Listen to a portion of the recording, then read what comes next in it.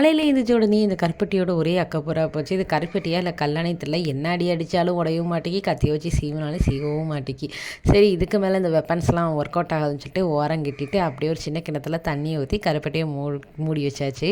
இது மூழ்கிற அளவுக்கு நம்ம தண்ணி ஊற்றினோம்னா ஃபுல்லுமே இலகிரும். அதனால தான் இப்போ என்ன செய்ய போகிறேன்னா, உளுந்தங்கஞ்சி செய்கிற போகிறேன். அதுக்கு மேலேயே என்ன செஞ்சாச்சுன்னா, கொஞ்சமாக தண்ணி ஊற்றி வச்சுருந்தேன். இந்த கருப்பட்டியையும் தூக்கி வச்சு ஒரு 3லேருந்து ஒரு 4 விசில் வரைக்கும் வச்சாச்சு. இப்படி நம்ம பண்ணும்போது ஃபுல்லாக இலக்கம் கொடுக்காது. ஆனால் கருப்பட்டி கொஞ்சம் உடையிற அளவுக்கு பக்குவம் வரும். எனக்கு நெஞ்சச்சளியோ இல்லைன்னா வறட்டு இருமல் மருந்துதுன்னா அம்மாச்சி இது செஞ்சு தருவாங்க. எனக்கு பர்சனலாக இந்த கஞ்சிக்கு ஒர்க் அவுட் ஆகிருக்கு.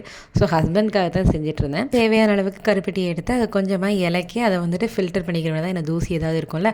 ஸோ நம்ம கடைஞ்சி வச்சுருந்த இந்த உளுந்தோடு சேர்த்து அதை மிக்ஸ் பண்ணி கொஞ்சமாக சுக்குப்படி காய்ச்சி அரை வச்ச பாலை ஊற்றி ஒரு கொதி வச்சு இறக்கிறோன்னா நம்ம உளுந்தங்கஞ்சி ரெடி. அண்ட் அதே மாதிரி கருப்பட்டியோ மண்டவளமோ இந்த மாதிரி உடையக்க முடியாமல் இருந்ததுன்னா இந்த டிப்பை ட்ரை பண்ணி பாருங்கள். கட்டாயம் ஒர்க் அவுட் ஆகும்.